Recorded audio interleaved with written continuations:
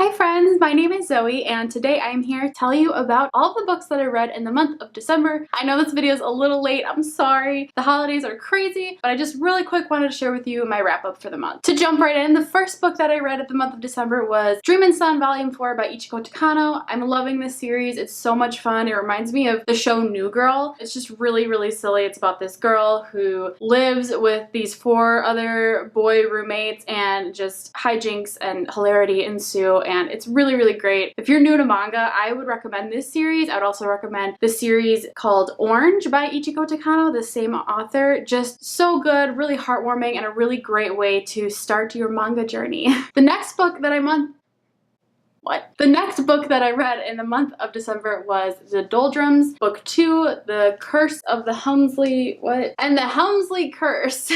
This is by Nicholas Gannon. This is the second book in a 2-part series so far. I believe that there's not a third one coming out. I could be wrong though. It follows this boy and his 2 friends and just kind of the mischief that they get into. The writing style kind of reminds me of Series of Unfortunate Events by Lemony Snicket. Just kind of silliness. The story essentially is that this boy has these grandparents that are part of this like society, and the grandparents are rumored to be lost on this iceberg.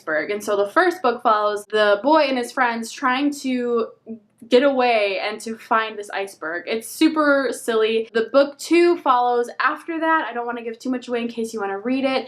I was not a fan. I ended up giving this 1.5 stars. I just felt like getting through this was such a chore. The reason I love these books is because they're beautiful books. Like the illustrations are beautiful. There's full page color illustrations throughout the whole book. Like this one is just so pretty. See if I can move my face. There's more. I mean, the illustrations like get me. I am such a sucker for phenomenal illustrations, and when they're full page color, this book is heavy. Like it's just a really well made book, and for that reason I gave it a star. But for every other reason, I just didn't love this book. I didn't care for the characters. I actually listened to the audiobook and the narration was so weird, like very weird. Just the way that the voice actor would say some of the things that some of the characters were saying were just weird. Like the person would exclaim something, it would say so-and-so exclaimed blah blah blah. The way he would do the voice was just not matching what was going on, and so like I don't know if I was trying to create just kind of more whimsy, but this book wasn't like fantasy, so it just didn't really make sense. Like overall, like I said, it just felt like I was trying to just get through this as fast as possible. I didn't love it. If you like middle grade, I recommend it, but it's just wasn't my favorite. I did not like this one. The next book that I read in the month of December was Dumplin by Julie Murphy. You might have seen my vlog on this. I took a little vlog, I'll link it down below, where I read this book and then watched the Netflix movie. It had come out in December, and so I just really wanted to pick this up quickly. And overall, I enjoyed this. This follows our main character, Dumplin. Her real name is Willow Dean, but her mom calls her Dumplin. She lives with her mom, who is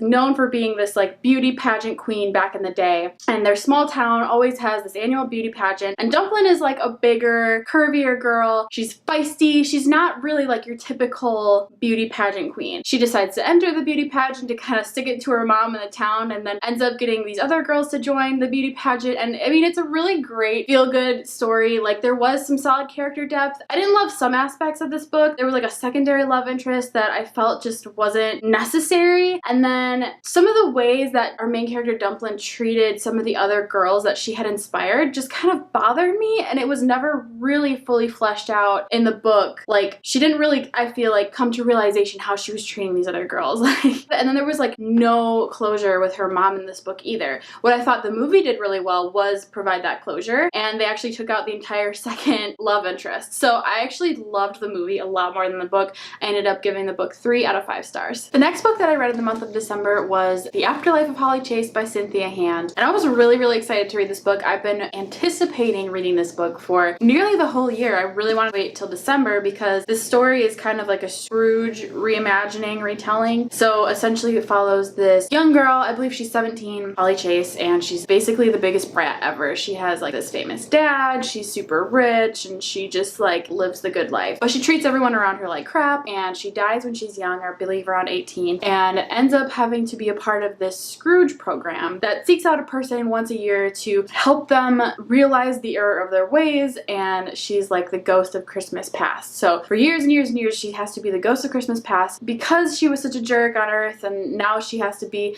the ghost of Christmas past. This year, the chosen Scrooge is this boy named Ethan, and she basically ends up like falling head over heels for this boy. And it's kind of that story. It's a really good redemption story. I will have to say I had one probably big issue with this book.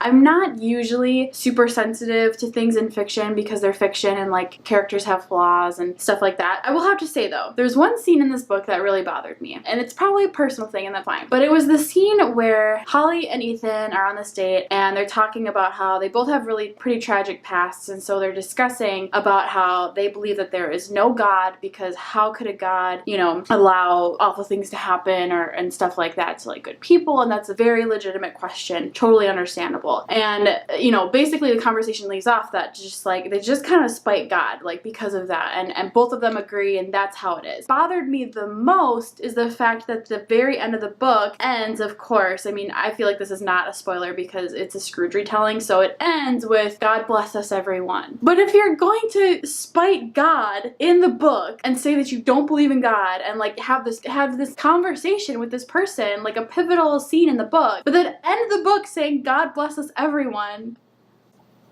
what? Like, is that just a cliche to you then? Or was that like supposed to like take that conversation to the next level? Now they like, it's not a religious book by any means, but I just get frustrated that things like that, like religion, things like that get thrown into a book like this, but like, that's it. I don't know. I was just bothered by that. I think it's definitely a personal thing. I've never heard anyone else talk about that or seen any reviews on it. It just bothered me. I didn't love that that was the way that that ended, because obviously she doesn't believe in God, so why would you say God bless us everyone? I don't know, it just was bugging me. So I liked it. Overall I gave this, I believe, like 3.5 stars. It was really fun, it was entertaining. I would recommend it to anyone who's looking for like a fun holiday read. I really liked it. The characters were well developed. I really loved even some of the side characters. So overall I enjoyed this book, but that one thing just really bothered me. The next book that I read in the month of December was One Day in December by Josie Silver, and I loved this book so much more than I thought I was going to. This is an adult contemporary romance comedy fiction. It's total chick lit, you guys, and I think it was just like the right time, the right mood I was in. I wanted a chick lit, and it's so delivered. It follows this girl named Lori, and it takes place like in London, which I love, and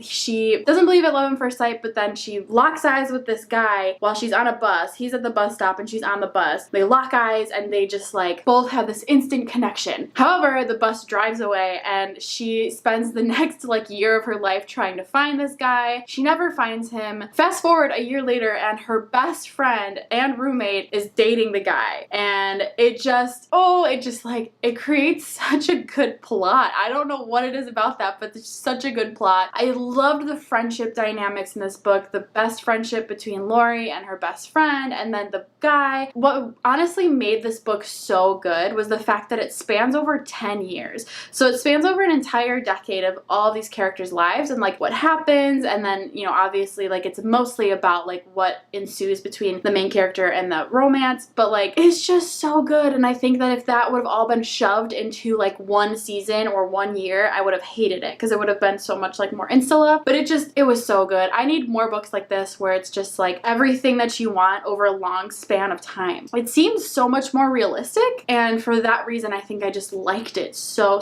much. I ended up loving this book. It is like set in December and it's definitely a fun holiday read, but I don't think you need to read it over Christmas or anything like that. Like I think you can read it at any time of the year and I think you'd really enjoy it. So I recommend this one. If you're looking for like a really good, well-developed, but still fun chick lit, I totally recommend this. I thought it was great. I gave this 4.5 out of 5 stars. And the very last book to finish off 2018, I completed my reading year by finishing up the Silent Voice series. This is volume 7. It was actually pretty momentous because this is one of the first mangas I had ever read. I think this was the first manga I ever read. I want to say it was Orange, but I think I actually picked up the first volume of Silent Voice in January of last year. I really wanted to read a manga and I picked it up and I ended up completing the series to finish out my year, which was just awesome. This is also, aside from Orange, this is the first manga series I ever completed, so yay! So to just give a really quick overview, A Silent Voice follows the first book. You see like, I think it's like a kindergarten class, and it's the dynamics of the kids in the class and how one of the girls in the class is deaf.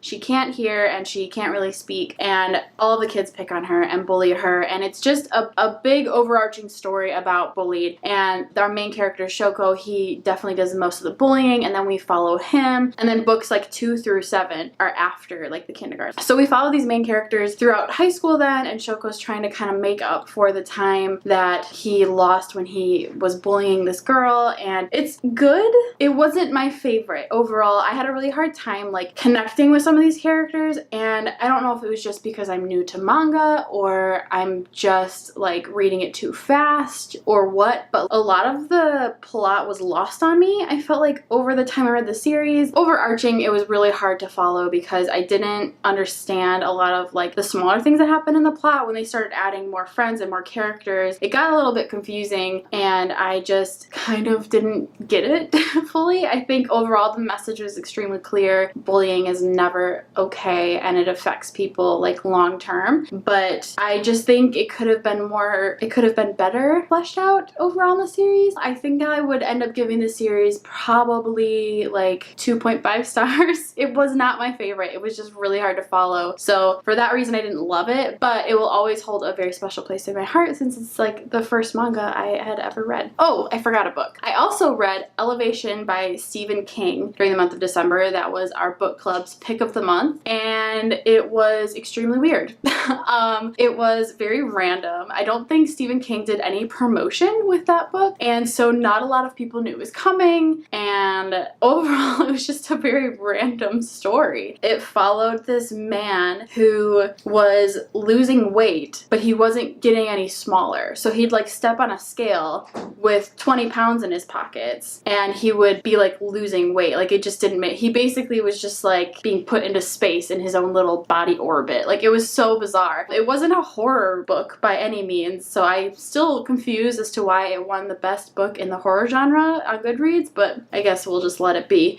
So that was essentially the book. It was good. It was just random. And then some of us in our book club actually listened to the audiobook, and there ended up being a whole nother story that wasn't included in the physical copy of the book, which was also weird. I don't know what Stephen King's trying to do. It was a very weird experience overall. None of us really enjoyed the book. I ended up giving it 2 stars out of 5. It just was random, and it was an interesting like plot, but it wasn't amazing. The characters were pretty one-dimensional, and yeah, just overall really bizarre book. I don't know. So overall, I read 7 books in the month of December. It was a fairly good reading month. Definitely not my best reading month. I'd have to say that the One Day in December book made the month. If I didn't read that, I think I would have been pretty disappointed in the month. But overall, okay. Glad to finish out the year and move on to January. I have some great things I want to read to begin 2019. That is all I have. You guys should let me know what the best book was that you read in the month of December. I would love to hear because I always love hearing about new books that I could maybe add to my next month TBR. So anyway, I hope that you guys have a wonderful rest of your day wherever you are, and I will talk to you soon in my next video.